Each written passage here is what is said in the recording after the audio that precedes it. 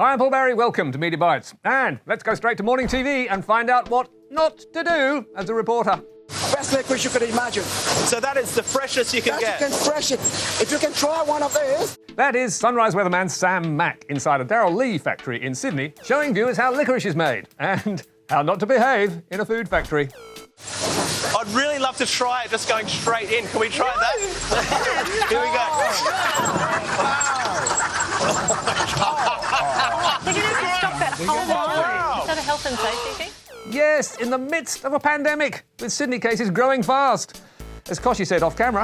In COVID times, you can't do that. But he did, leading to shock on the factory floor. And after a break, this admission. Yeah, look, I may have breached a few hygiene standards there this morning. I'm going to take control of just that box of any that touched my mouth. Don't let that Sunrise guy near the sweets. And now to Canberra, and the man who said, "There's no leadership spill." I've read articles this weekend which are so far ahead of the show. They're entertaining. They're just not correct. Yes, you can trust Barnaby to tell you the truth. If there is a spill today, will you put your hand up? Well, there's no prospect for a spill at this point in time. But what do you know? A few hours later... Barnaby Joyce is the new leader of the Nationals Party. A term doing the rounds on Twitter is re-Joyce. Well, not just on Twitter. The Nationals rejoicing. Is the Nationals re-Joyce? It sure is, with that same re-Joyce headline recycled in The Australian, Courier Mail, The Daily Telegraph and Herald Sun. And after all that celebrating, a rebooted Barnaby has a promise for all Australians. Barnaby Joyce says he's a changed man. He's a changed man. He's a changed man. He says he's a better man now. A better man. He's a better man. So, no more porkies from Barnaby? Sure. But now to the quacker story that 9 News just couldn't resist. Who needs a guard dog when you can have a guard duck?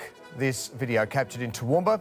The owner of the house says the woman was up to some foul play, trying to break in. Yep, 9's story about Dwayne the Duck just quacked us up as the puns went wild. All she could do was run and duck for cover. With the incident caught on camera, surely not a hard case to quack. Exactly. But just one problem. The story was duck shit, as owner Dave explained to ABC Toowoomba. My friend popped around there to drop some keys off because we'd planned on going to have a couple of beers that afternoon. And Dwayne seen her come around the gate and he wasn't overly happy about it, so he decided to get rid of her. So, no intruder and no crime. But when Dave posted the video to Facebook, 9's newshounds got the scent and turned it into news. It was the pun on Facebook that I put up there, like, who needs a guard dog when you've got a guard duck? And shock, horror, Dave says no one from 9 bothered to check. What a duck-up. But now to Aunties Big Survey, where someone ducked it up as well. Hello and welcome to Australia Talks. I'm Annabelle Crabb and standing next to me is the very dapper Nazeem Hussain. Thank you, Annabelle. Yes, it was a big, shiny TV event backed by weeks of promotion. Is racism common in sport? Do you like your boss? Should politicians resign if they like? So with all that fanfare, you'd expect the TV guide at the Sun Herald to know who's hosting. Right? Annabelle Crabb and Waleed Ali. Whoops. As Nazeem told the Today Show.